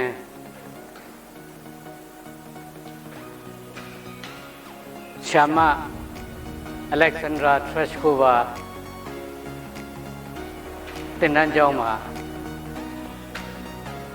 ဒီကြကန်မတ်စင်တက်ကိုကျွန်တော်တရုတ်ခေါ်လုပ်ပြပါမယ်ဒီကြကန်နံပါတ်1ခြေတော့နှချောင်းကိုတပေခွဲတတောင်းကခွဲရပါကိုမမရပါလက်ကိုလက်သီးကိုတစ်ပေါင်ထုတ်ပါပြီးရင်လက်မောင်းကို90ဒီဂရီကိုွေးပါကိုွေးလိုက်တဲ့လက်ကရမ်းပြင်းတဲ့တစ်ဖြောက်တဲ့ရှင်းအောင်ထားပါ ready ဖြစ်ပြီဆိုရင်ဒီလက်သီးစုပ်ညာဘက်လက်သီးစုပ်ဘယ်ဘက်ပကုံးကိုထိအောင်လုပ်ပါအဲ့ဒီအချိန်မှာပဲဘယ်ဘက်လက်သီးစုပ်ကညာဘက်ပကုံးကိုထိအောင်လုပ်ပါအဲ့ဒီလိုမျိုးဆွဲစုလိုက်တဲ့အချိန်ကိုအသက်ပြင်းပြင်းနှာခေါင်းပေါက်ကနေရှူသွင်းပါပြီးရင်အဆုပ်ကိုရှူသွင်းလိုက်တဲ့လေရောက်ပြီးဆိုတဲ့အခြေကြလို့ရှိရင်မူလအနေထားတိုင်းပြန်ဖြစ်အောင်လုပ်ပါအဲ့ဒီအချိန်မှာရှူသွင်းလိုက်တဲ့လေကိုမှုန့်မထုတ်ဘဲနဲ့သူ့သဘောဝအတိုင်းပြည့်ပြည့်တတ်တာထွ ထွက်စေပါအဲ့တော့သင်တန်းမှာကတော့သူ့ရဲ့သင်ခန်းစာသူသင်တန်းသားတွေဆိုသူပေးတာကအကျိန်တွေတော်တော်များတယ်အကျိန်အဲ့ဒီလိုမျိုးခြူသွင်းခြူထုတ်တာ8ကြိမ်လုပ်ပြီးတိုင်းတစ်ကြိမ်မှာ10စက္ကန့်မှာတစ်ကြိမ်8စက္ကန့်ပြည့်လို့ရှိရင်5စက္ကန့်နာအဲ့ဒီလိုမျိုးသူလောက်ခိုင်းတဲ့လက်ကျကနံပါတ်1ကအကြိမ်ပေါင်းဘယ်လောက်လဲဆိုရင်အကြိမ်ပေါင်း50အသက်ရှူတဲ့အကြိမ်400လောက်ခိုင်းတယ်ဒါပေမဲ့သူ့ရဲ့လက်ကျကသူ့ရဲ့သင်တန်းကျောင်းမှာလာတက်တဲ့သင်တန်းသားတွေကသူ့ရဲ့ခုနအတန်ကောင်းဖို့အတွက်လက်ကျတဲ့ဟာဖြစ်တဲ့ကြောင့်ကျွန်တော်ကဒီအတန်ကောင်းမှုတစ်ခုတည်းမဟုတ်ဘဲနဲ့ကျမ်းမာရေးအတွက်အမြဲတမ်းရေရှည်ချိန်ကြာမြင့်စွာလုပ်နိုင်အောင်ကျွန်တော်ကသူပြောတဲ့အတိုင်းလက်ကျကန်တစ်ခုကိုအချိန်400ကျွန်တော်မလုပ်နိုင်မလုပ်50ပဲအဲ့တော့အခုကျွန်တော်ပြတ်မှာက50တိကျဘူး10တိကျွန်တော်ပြမယ်အခုနပြောတဲ့အတိုင်းပဲခြေထောက်ကိုနှစ်ဖက်ကိုတောင်ခခွာပြီးတော့ရပ်ပါလက်သီးထုတ်ပါလက်မောင်းကိုတောင်စစ်ကို90ဒီဂရီကွေးပါရှူပါမယ်သွတ်တဲ့ချိန်မှာတက်ရှူမယ်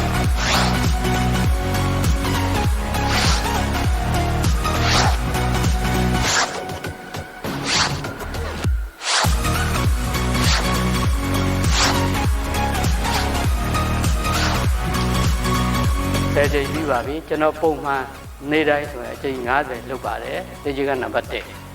ဒီကြိမ်ကနံပါတ်1ကပြီးပါပြီဒီကြိမ်ကနံပါတ်1ပြီးရင်ဒီကြိမ်ကနံပါတ်2ကိုသွားပါမယ်ဒီကြိမ်ကနံပါတ်2ကခုနနံပါတ်1ကအသက်ရှူတာအပြင်ပခုံးလက်မောင်းအလုံးလုပ်ပေးလိုက်ပါတယ်အဲ့ဒါအသက်ကိုပြင်းပြင်းရှူလိုက်တဲ့အတွက်ကြောင့်ခုနဝင်တော့တဲ့လေကကျွန်တော်တို့လက်ရှိလမ်းကြောင်းကနေမှာရှိတဲ့ဒိုင်ဖရမ်ကိုလုပ်ပေးပါတယ်နောက်ဆုံးအဲ့ဒီလေကအဆုတ်တဲ့ကိုရောက်ပါတယ်ဒီအဆုတ်ကပိန်လိုက်ဖောင်းလိုက်ဖြစ်ဖို့အတွက်ကဘိုက်တာရဲ့ဒိုင်ဖရမ်ကလည်းလုပ်ပါတယ်ဒါကြောင့်ကျွန်တော်သက်ရှူလိုက်တယ်ဆိုတာတာမန်လို့မမြင်ဘဲနဲ့သူ့ရဲ့အလုပ်ပုံတွေခန္ဓာကိုယ်အတွင်းကလေးစားတွေကိုဘယ်လိုလှုပ်ရှားလိုက်တယ်ဆိုတာဉာဏ်အမြင်နဲ့ကိုယ့်အကိုစဉ်းစားပြီးတော့ဒါလုတ်တဲ့နယ်လို့ကိုယ့်အကိုယုံကြည်လာဖို့ပေါ့နော်ဒါနံပါတ်1နံပါတ်2ဒါပြီဒီတိုင်းပဲခုနကပြောတဲ့အတိုင်းပဲနံပါတ်2ကအသက်ကိုပြင်းပြင်းရှူသွင်းလိုက်တဲ့အချိန်မှာထိုင်ချပါထိုင်နိုင်တဲ့လောက်ထိုင်ပါထိုင်ထလုပ်တယ်ပေါ့ဗျာထိုင်ထလုပ်ရင်လည်းခုနအသက်ကိုရှူခိုင်းလိုက်လုပ်မယ်နံပါတ်2စမယ်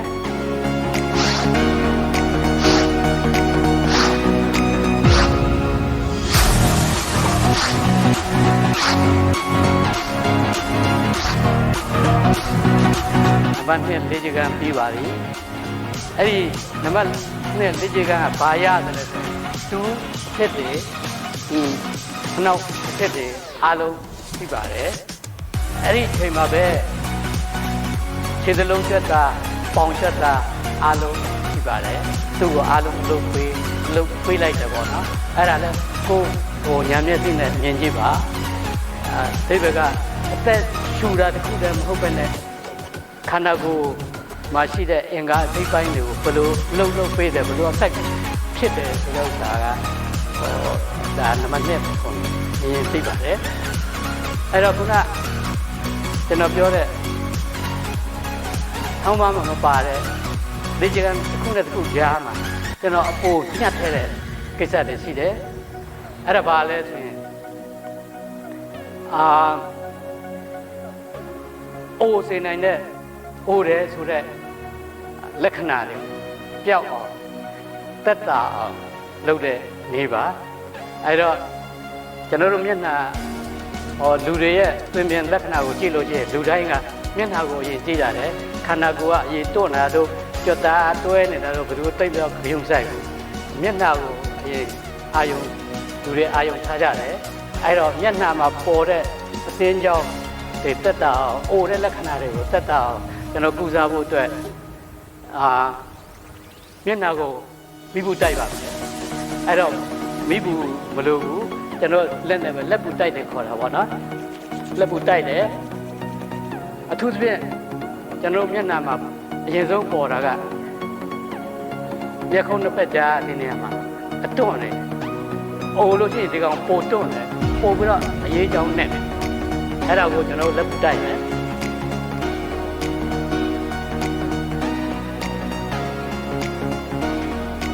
ဆယ်ချိန်ပြီးမြက်ဝအိတ်တယ်အိုလိုက်တယ်ဒီတွေတွဲကြပြီးတော့မြက်ဝအိတ်အဲ့ဒီကတွန့်လာအဲ့ဒီတွန့်တာလဲအိုခြင်းရဲ့လက္ခဏာအဲ့ဒီလက္ခဏာကိုတက်တာအောင်ကျွန်တော်ဒီမတွန့်အောင်ကျွန်တော်တို့လက်တိုက်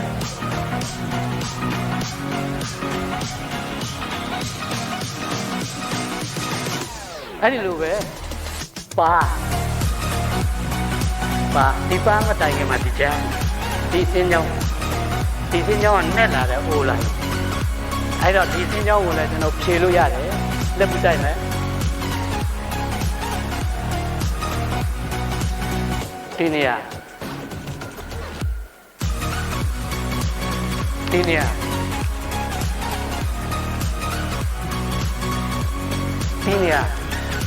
မေးဒီနေရာအဲ့ဒါဒီကြကန်တစ်ခုနဲ့တစ်ခုကြားကျွန်တော်ဒီအိုရာကိုအချိန်ဆွဲလိုက်တဲ့ဒီအိုတဲ့လက္ခဏာကိုတက်တာအောင်လုပ်တဲ့လေ့ကျင့်ခန်းမှာအဲ့တော့လေ့ကျင့်ခန်း3ခုနလေ့ကျင့်ခန်း2ကဒူကောင်းအစစ်တွေရောခြေသလုံးပေါင်ကကြွက်သားတွေအတွက်ပါ effect ဖြစ်ပါတယ်အဲ့တော့3ကိုသွားပါမယ်3ကြတော့ခြေတော့မခွဲဘူးစုထားတယ်လက်အနေထားကအရင်တိုင်းပါပဲတက်လို့ပြောတဲ့ချိန်မှာရှေ့ကိုလှမ်းပါတယ်လှမ်းပြီးလို့ရှိရင်လက်ကိုဆွဲစုတဲ့ချိန်မှာထိုင်ချပါတယ်ပြန်ဖြေတဲ့ချိန်မှာရပ်ပါတယ်အဲ့ဒါတက်ပြီးရင်တစ်အဲ့ဒါလုပ်ရပါတယ်အဲ့ဒါကိုကျွန်တော်နေ့စဉ်အချိန်90လုပ်ပါတယ်နံပါတ်3လုပ်ပြပါမယ်တစ်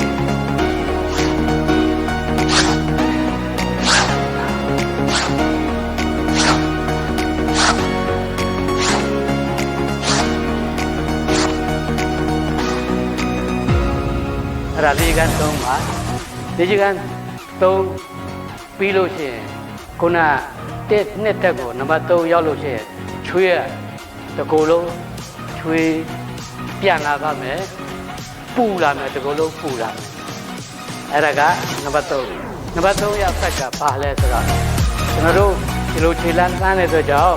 ခြေလမ်းလှမ်းတဲ့ခါကျရင်ခြေချောင်းနဲ့ထောက်ထားအတိတ်ကခြေအစ်စ်တွေကခြေချောင်းထိတ်ချသည့်အယူတွေကသူ့ကိုအလုပ်ပေးလိုက်ခန္ဓာကိုယ်မှာရှိတဲ့ဒီဒုစက်ရောဒီဘာကလဲဖနှောက်အစ်စ်ရောခြေပြားခြေချောင်းအစ်စ်တွေရောအလုံးအကျိုးသက်ရောက်စေတယ်အဲ့ဒါကိုအသက်ရှူလေ့ကျင့်ခန်းကိုအသက်ရှူတဲ့လေ့ကျင့်ခန်းကိုအဓိကထားပြီးတော့ကြံတဲ့ခန္ဓာကိုယ်အတွက်အထောက်အကူပြုစေတဲ့တခြားစိတ်ပိုင်းတွေလည်းအလုပ်လုပ်ပေးတယ်ဆိုတဲ့ဟာနံပါတ်3ပေါ့နော်လေးကြတော့ခုနတစ်ခုနဲ့တစ်ခုကြားမှာခုနကျွန်တော်ပြောတဲ့လေ့ကျင့်ခန်းတွေလုပ်ပါတယ်စိတ်ပါလို့ရှိရင်ယုံကြည်လို့ရှိရင်ကျွန်တော်တို့ပဲလိုက်လုပ်ပေါ့နံပါတ်4ကပါလဲဆိုတော့ခြေထောက်ကို2ပေခွဲ3ပေလောက်ဖြင်းတယ်လောက်ထဲပါပြီးရင်လက်နှစ်ဖက်ကိုဖြတ်လိုက်ပါအသက်ကိုပြင်းပြင်းရှူသွင်းလိုက်တဲ့ချိန်မှာကျမ်းပြေထိငုတ်ချပါဒူးကိုမပွေးပါနဲ့ဒါလုပ်ပါမယ်တစ်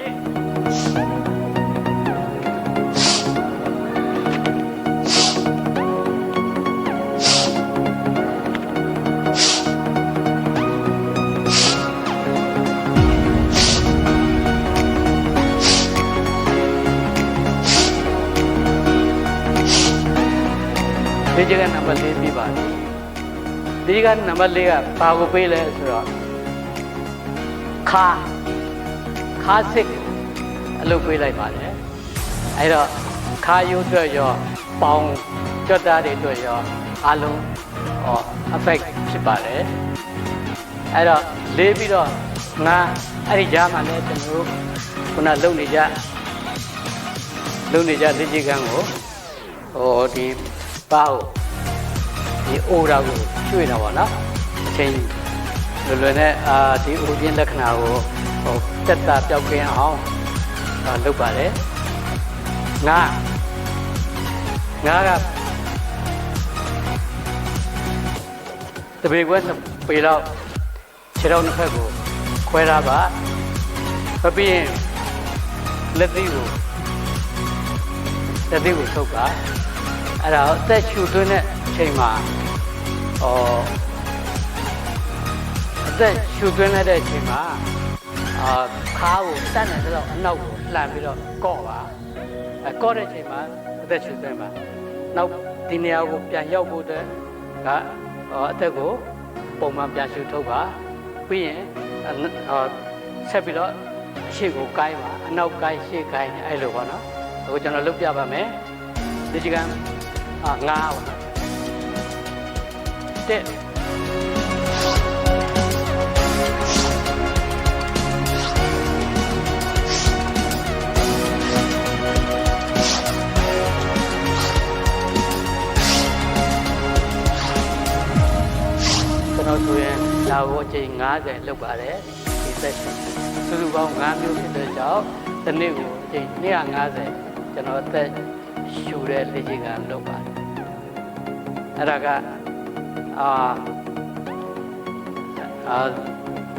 သိပ္ပံဆရာသိပ္ပံမှုတည်ရဲ့ဆောင်းပါးကကျွန်တော်ရတဲ့လေ့ကျင့်ခန်းမှာအဲ့တော့ဒေါက်တာညွတ်စိုးဆရာကျွန်တော်ရတဲ့လေ့ကျင့်ခန်းကို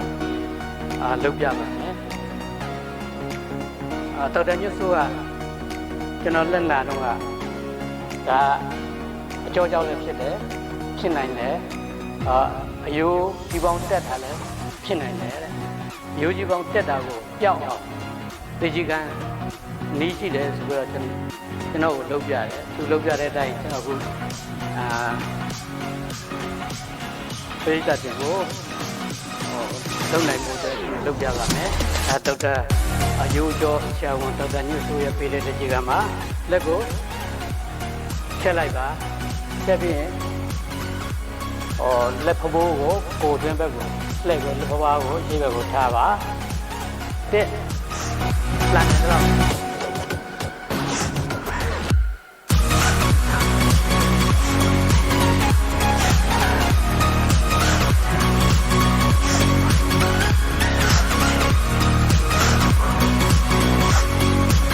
ပေးတော့တက်ပြတာမပါဘူးဒါပေမဲ့အသက်ပါရှူမယ်ဆိုလို့ရှိရင်တစ်ချိန်ထဲမှာအကျိုးတစ်ခုရပါတယ်အသက်ရှူလေ့ကျင့်ခန်းမှာကျွန်တော်တက်ကလည်းအသက်ကိုပြင်းပြင်းရှူရှိုက်သွင်းပါအဲ့ဒါကသူလေ့ကျင့်ခန်းတွေကနံပါတ်1ပါနှစ်လက်ကိုလို့ရှက်လိုက်မယ်ရှက်ပြီးရင်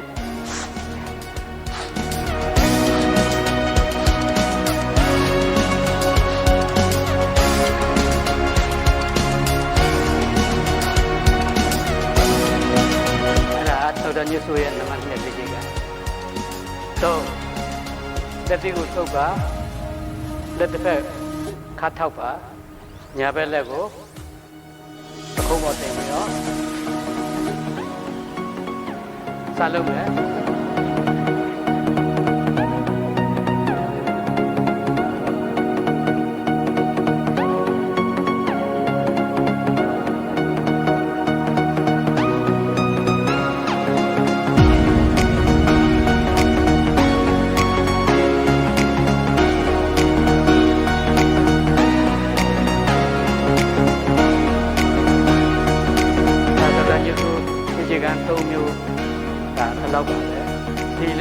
ဘာကိုကောင်းစေလဲဆိုရင်ဒီပခုံးမျိုးဒီထက်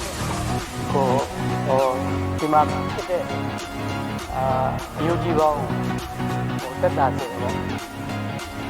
အဲ့ဒါကဒေါက်တာညွှန်ဆိုရဲ့လေ့ကျင့်ခန်းပါအဲ့တော့ Facebook မှာ live မှာကျွန်တော်တွေ့တဲ့လေ့ကျင့်ခန်းလွယ်ပါပဲအဲ့ဒါကတချို့ခုနအကောင်းခန်းလာမူတာတော့ပတ်ခလဲလက်မရလက်ဘင်းကိုလက်မရပြုံမရဖြစ်တဲ့ဇက်ကျူအယူကြီးပေါင်းသက်တာစီတဲ့မင်းပေါ့နော်အဲ့ဒါဘာလဲဆိုတော့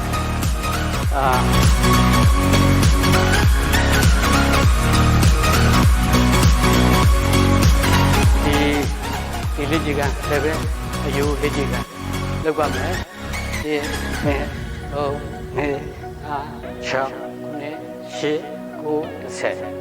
ပြီးတော့1 2 3 4 5 6 9 10ပြီးတော့1 2 3 4 5 6 9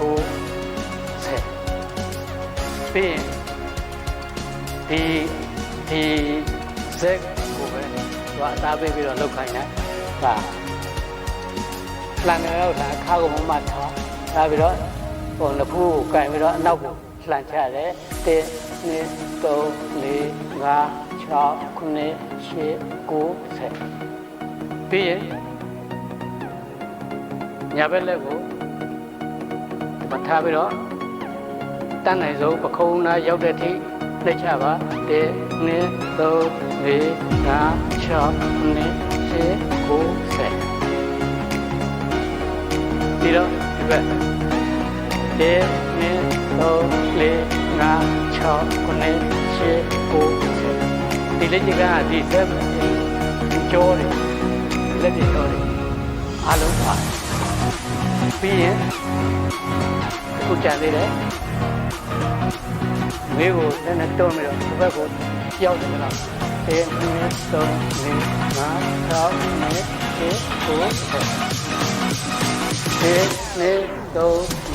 9 10 9 အဲ့ဒါကကျွန်တော်ပူပြီးတော့ဖြစ်လာမဲ့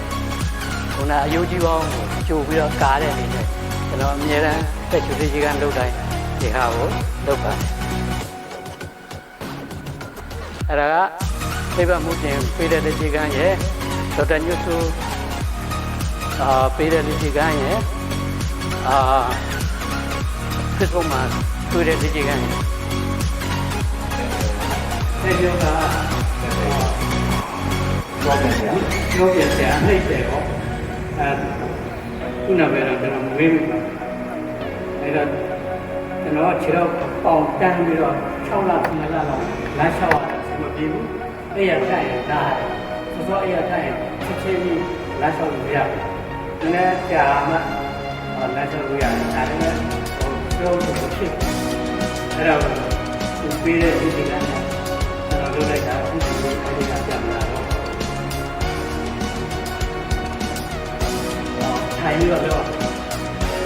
ဒီလူတွေဒီလိုဖြစ်လို့ခါပြီးတော့ဒီခြေတော့ကဒီတစ်စက်နေရာမှာထားမယ်ပြီးရင်နိုင်တော့ခါကိုကုန်းချမယ်အဲ့ဒါကျွန်တော်10ချိန်လုပ်ပါတယ်အချိန်30လုပ်ပါတယ်ဒီပြန်မယ်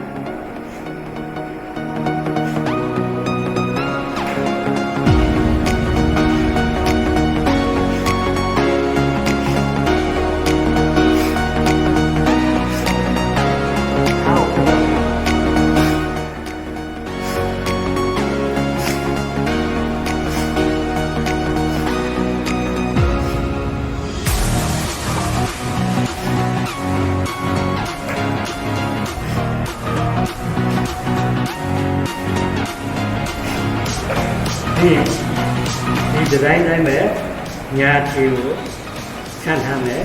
ဘယ်ခြေကိုဒီအနေထားတိုင်းလုပ်မယ်နောက်ဆက်လုပ်မယ်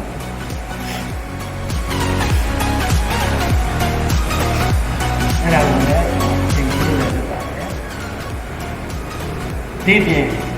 ပေါ်တစ်ခုရှိတယ်အဲ့ဒါလည်းကျွန်တော် Facebook ကရတယ် Facebook ကလုတ်ခိုင်းတဲ့အတိုင်းသူ့ရဲ့ design တိုင်းကိုကျွန်တော်လုပ်နိုင်ပါဘူးဒါပေမဲ့နိုင်တော့ကျွန်တော်အများအားလုပ်ပါတယ်ဒီဒီကဒါပြီးအဲ့ဒါကိုကျွန်တော်လုပ်တန်းနေတော့ပေါ်ကိုFacebook ကပြတဲ့ချိန်တော့ဆိုဒီလက်ပွားနဲ့ဒီလက်ပွားနဲ့ချိတ်တယ်ချိတ်နေတယ်အဲ့တော့ပထမဦးဆုံးလုပ်ရတာချိတ်မှမဟုတ်ဘူးတဲ့ပြောပြတာအဲ့တော့ဒါကိုအဝတ်တစ်ခုတစ်ပတ်ပေါ့လေဟိုကင်ပြီးတော့လုပ်ပါအဲ့ဒါမှကျွန်တော်အခုချိန်ဒီတစ်ပတ်လည်းမကင်ဘူးဒါကရတော့မိတော့လုပ်ပြီးတော့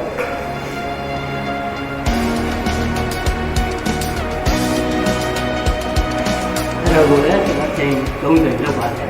ဒါပြီးရင်